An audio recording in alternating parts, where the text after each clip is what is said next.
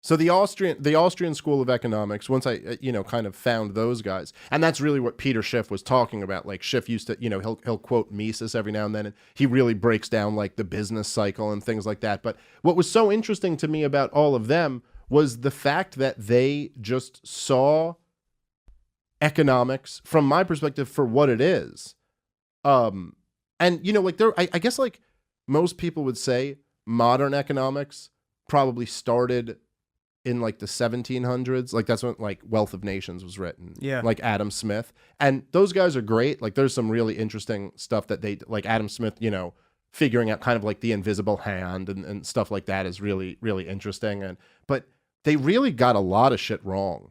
Like Adam Smith and Ricardo and then Karl Marx jumped up. They all believed in the labor theory of value, which is just kind of crazy. I mean, it's almost like it's as crazy as anybody, it's like believing that the clouds caused disease like they did in the 1600s, and then they just figured out like, oh, that had nothing to do with it at all. This is just ridiculous. Like I think it was in the 1600s when they believed that like rice created life because they'd have like piles of rice or grain of some sort. And they noticed like larvae and like bugs in it. And they were like, oh, it must be coming from the rice.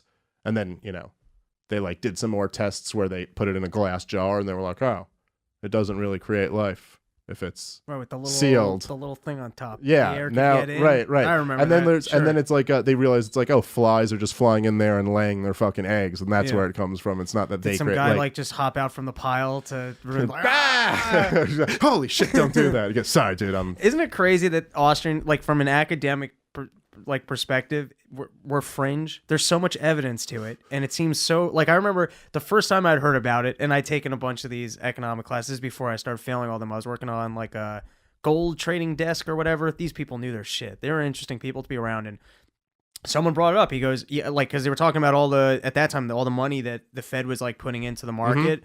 And I don't know, whatever the conversation was, we were talking about inflation. He goes, well, if you look at it from the Austrian perspective, it's inflation once it's printed, and just the bank's balance sheets are inflated. It just hasn't but there's inflation. You might not see it until the banks start, unloading all the assets from their balance sheet, but it's there. Well, that's it. It all kind of, I think it all comes from the fact that nobody really understands prices. Yeah. Like the Austrians do.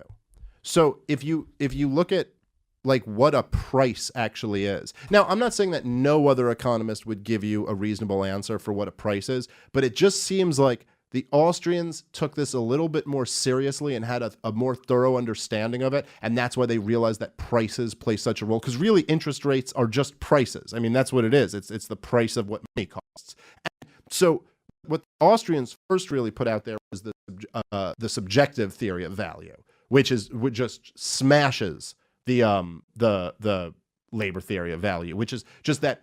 So the idea that something is not valuable because you put labor into it, that has nothing to do with anything. I mean, you could, if you think about it right now, you could put you spend your whole day hammering this wall. But even that, because they would argue, right, sure. But even that, and that is useful to prove a point, but even some of those guys would argue that it had to be like productive labor. It couldn't just be any type of labor. But if you think about it, if you started producing like horse and buggies in an automobile society, they're not going to be worth much. And it doesn't matter that they take way more labor to make than, say, you know what I mean, like a car that's made by machines today if you made them by hand. It doesn't matter. They're not going to be worth much. And why is that? Because, well, people don't want it. People have better options. And what the Austrians really figured out, and I think this was actually Menger. Here's a crazy another example. Let's Sure. say me and you, we're both scientists, and tomorrow we both come up with a cure from cancer. Yours has side effects and mine doesn't. Yeah. So those aren't of equal value. I'm gonna make more money. You're probably gonna make zero money. And why is because that? of what I just came up with, and it's not a function of the labor we put into it. It's that I came up with something more valuable. Value is not a function of the labor. And why is it valuable? It's valuable because people want it, prefer that they have this cure without the side effects. That's what it is. It's all about human desire. And the thing that I believe it was Karl Menger, because Karl Menger really started the Austrian school, but really it's all about Ludwig von Mises. Like he was the guy who really fucking really worked it into a science. But the fact, what he came up with was the fact that value is subjective.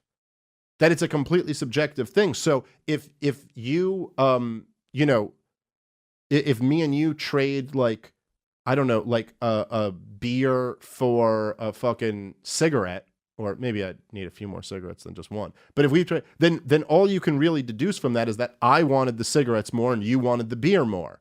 Sorry for such a degenerate example here on this Christian It's the only conservative way I can podcast. understand But things. now you gotta keep all of a sudden Rob's yeah. into economics.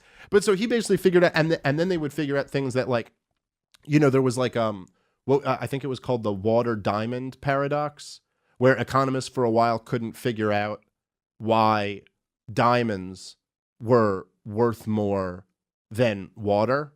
Because they'd be like, well, you need water to live, and a diamond is really just like a luxury item. Women are really stupid. And that's the answer. And men want pussy. Yeah. That's it. That's where it comes in. I figured it out. But what the Austrians would say to that would be Yeah. like, okay, well, it's all subjective. So let's say you're in a desert and you're about to die of thirst. Now what's more valuable to you? It's like, obviously, the water all of a sudden. You'd give everything you have for that water, and you could care less about a fucking diamond at that point. It's only when there's a reasonable expectation that you've got water covered that these other things happen. So it's just about your, you know, like your momentary needs. And the point is to you is that it's all, the value comes from the fact that people want it and are willing to give their own goods or services for it. And that's represented by money. But this is why, what you know, I think when you understand where value comes from, people start to, the Austrians start to understand what prices really mean. And the fact that prices have information embedded in them. So prices are not just, it's not just a subjective thing like, oh, this is what somebody decided to charge for something. It's like, this is what somebody decided to charge that they were able to get. So it lets you know where human desire is. I think one of the things that the Austrians get right from the beginning is the fact that they have an understanding of human psychology. And that's not to say that the Austrians aren't particularly concerned with like diving deep into human psychology and psychoanalyzing someone, but just the fact that human psychology is at work here. Like, that's why they describe economics as human action, because that's what it is. It's human beings acting, and human beings have different subjective desires. So it's like, that's what this is all about. And when you realize that, you get into what the information is about prices. And when somebody is, say, building something, if they are choosing to use bricks instead of steel, and they're looking at what the price of bricks costs versus what the price of steel costs, there's all types of information that's embedded in there. It's about like how, you know, like what supply there is of this, what demand there is of this, like there's all types of information that you're getting from there. And when you fuck with prices, you fuck with production in a way that isn't necessarily intuitive to some people. So if you, for example, right, like let's just say if you have price controls on steel. Let's say you just like said you dictated that you're gonna artificially lower the price of steel. Like there's gonna be a law passed that says steel will be sold for half as much as it's sold for now. So what's gonna happen is, number one, probably a lot less of it'll be produced, because a lot of people will be like, oh, well, they're going to go into something else because they can't make nearly as much money anymore, right? Because they have to sell it for half as much. So they're going to go out. But I guess some people will still produce steel. Maybe somebody owns a steel mill and they're like, this is all I can do, so I might as well, I'll lay off a bunch of people. We won't make as much, but I can still get by at this rate, right? So now the other thing you're going to have is your people are going to start using steel in situations where they might have used something else, because now it's way cheaper to use that. So you have all these people building things with steel, thinking that there's a large supply of it because the prices are so cheap. And what's going to happen? You're going to fucking run out of it, and it's going to be this big problem because resources are now being misallocated. And this is what Ludwig von Mises' book Socialism, this is what he broke down about why socialism can't work. He was like, this is why it can't work, because there's no pricing system. So you never know. Entrepreneurs have no idea what to use. People have no ideas. Government bureaucrats can't just decide what to use in what situation. And anyway, so this I think is all related to how they figured out the business cycle. And this is something that the Austrians figured out that nobody else has a clue about. And that's the business cycle. And that's why is it that we have these booms and busts in an economy? Like, what is that about? Why is it that this happens? Why is it that we all know that this is a thing where we have recessions and depressions, and then we have peaks, and we have booms? Like, why is that? Well, what's that about? Why is it that sometimes the economy is like humming along, everything's really good, and then sometimes there's some fucking huge recession? Why would that be?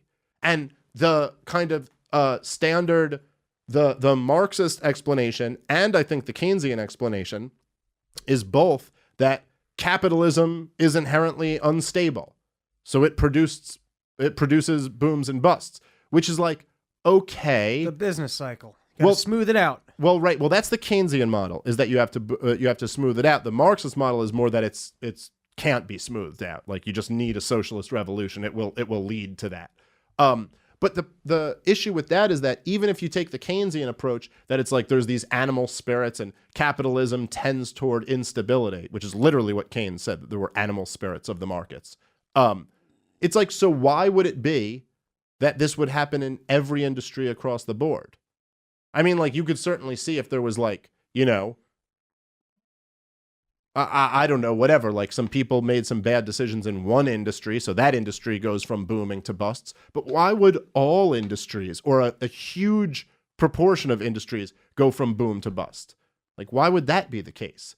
And, the kind of modern pop economic thought that, like, it's because of greed on Wall Street is what caused the 2008 crash. It's like, really? So there was just all of a sudden greed peaked in like 2004, right. 2005, 2006. No one were greedy before that. Yeah, like, I mean, obviously, like, greed is kind of operating at a maximum all the time. So I don't think hedge fund owners want more or less money next year than they did last year. But what they really figured out, the Austrians, was that this was all about expanding credit into the market and then creating all of this malinvestment. And this is why it permeates the whole economy. And it feels, and this is why we're about to go through another crash. So I've heard people talk that, before, sometimes people who like the show, but they don't really get this part of it. And they're kind of like, I know you talk about like these artificially low interest rates all the time. Like, what exactly does that mean? I look at it more like, so if you have an interest rate, right? Basically what that is a price for money. So this is the price that you can get money at. So if you borrow money, and it's and you have to pay, whatever, let's say you have a credit card bill and it's like you have to pay 10% interest. Well, that's the price for getting money from your credit card, is 10%. Okay. And if you, whatever, if you have a home loan and it's like 5 or 6% or something like that, like that's the price of borrowing the money from the bank. And that price has information in the same way that the price of steel or the price of anything else has. Now, what happens when you have interest rates artificially lowered, which is what the Federal Reserve does essentially when they set the Fed funds rate, or they target the Fed fund rate, what you do is you create this malinvestment. So I've heard analogies before. I think this might have been Tom Woods' one, but it was kind of like, he was saying that it's kind of like you're building a building out of bricks, and if you have the interest rates artificially lower, it makes the builder think that there are more bricks than there are. And so you're building this building, and by the time you get to the end of it, you realize you run out of bricks and you don't have it. I thought that was a decent analogy. The one that Peter Schiff gave that I thought was really good too was that he goes, imagine you're basically, with these artificially low rates, you're sending a signal to entrepreneurs that they're not able to properly decode. So he goes, imagine if like you owned a restaurant and like the circus came to town, and you have loved hot dogs, right? And you're like, we're in the hot dog game.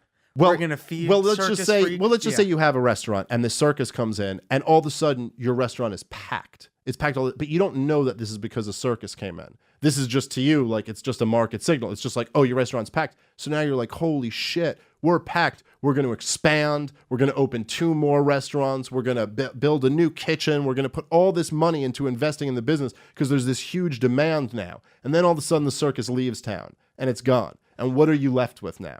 Now you're left with all this malinvestment. So that's more or less what happens. So if you have, let's say the interest rate is at 10%, and that's what it costs for money, probably, who, just for the sake of argument, picking a random number, the businesses who are going to expand would only be businesses who are really certain that expansion is a good idea right now, or at least up to a certain level. They're like, okay, we'll borrow money even though we got to pay back 10%. You know what I mean? But because we have this business model. And there are lots of businesses that would look at 10% and go, yeah, it's too risky. It's not worth it for us to invest in all of this right now. We're getting by right now, but I don't know if we're ready to do that. But if you were to bring the interest rates down to 2%, there's a lot more of these businesses who would go, oh, at 2%, I'll borrow money and I'll invest. And this is the malinvestment that happens. And what happens is after a while, since you're not affecting real demand, like just like the analogy with steel, since you're not actually affecting the real production of steel, you're just artificially bringing the prices down. It's not like there actually is more steel out there. If more people start using steel, eventually you run out of this. Eventually this catches up to you. And this is the situation we're in now, where to avoid the problems of the 2008 financial crash, they basically flooded the market with liquidity and kept interest rates at near zero for close to a decade. And now we have to deal with all of the malinvestment that's happened over the last 10 years. Plus, we got to deal with more of it because we never really felt the pain from the NASDAQ bubble, which we turned into the real estate bubble, Brian, let's see if this is, and I know a lot of people don't watch the video, they just listen to this, but if you could pull up interest rates by year, USA, and see if there's like a graph that comes up at the top of that. And it'd almost be interesting just to look at. But just to kind of get an idea of what happened here. But we had a boom in the 90s that busted around the year 2000. Then we had, okay, so here, all right, so that's here. Can you just zoom in a little bit on it so I can see the years at the bottom? Okay, and just go up to the top. So what are we looking at here? This is the long-term interest rates. Yeah, but this is going to be a problem because these are long-term rates, and I was looking more for the Fed fund. Okay, so no, but that's okay. Pull it back up. This might work too. So zoom in a little bit on that. I mean, if you see, even by this, and these are more, yeah, you know what? I would need like the Fed fund rate if we were going to do it. Whatever. You know what? It's not even that important because most people listen by audio anyway. But the point is that basically interest rates were lowered in the 90s, helped fuel this dot-com bubble. And then around the year 2000, when there was the NASDAQ crash, it was maybe 2001, 2002, something like that. And then Alan Greenspan, under George W. Bush, lowered them down to something like 1.5%. And then you had the dot-com bubble. Right, okay, so this is a better example here. So what you had there in 2000, right, this is what created the fucking, the housing bubble. I mean, there were a few other things involved, Franny and Fetty and different like regulations. But if you look there, right after 2000, where you bring them down all the way down to a little bit over 1% at a certain point, right? And you have these artificially low interest rates. Now, what we're looking at is in between 2000 and 2005, you see? Okay? So now you have in that area right there, you have all of money gets very, very cheap. So where does the bubble go? Well, in this situation, it went into something that you need to borrow money to get, which was housing. That's where it happened to go in this. And we also had a lot of other things that directed the money into housing. But so you have all these people, and a lot of them got adjustable rate subprime mortgages that they could afford when the interest rates were down there. But you can only keep interest rates artificially low for so long. So as the rates started to come up, right, now you have the housing crash. Okay, so right there at the top, at the end of that, right there, that's where you have the housing crash. Now, in response to this housing crash, we brought interest rates all the way down to their lowest levels in American history and kept them there for close to a fucking decade. Now, they're creeping back up, but even now, if you notice, I mean, they're still about as low as they were at previous low points. So what's happening now is that that more or less to me represents the size of what the crash in 2008 is versus the size of what the next crash is going to be. So we got the 2008 crash from that. Now we're looking at this. Buckle up, because this is going to get juicy. So anyway, I think all of this stuff, and maybe it's fucking boring to you, and maybe it's like, this is a little bit lost in the weeds, and it's not as interesting as just some of the stuff where we talk about culture or talk about wars or other things like that. But I'm telling you, when the fucking economy crashes, then it becomes kind of interesting to everybody. And then everybody goes, oh, why the fuck is my house being foreclosed on? Why can't I get any credit? Why can't I, why are my... White people and those rich bankers. Yeah, well, that's right. And by the way, this is who a lot of people are going to blame it on. It'll get blamed on Trump's fucking tax cuts. It'll get blamed on just Trump in general. It'll get blamed on free market capitalism or business greed or whatever.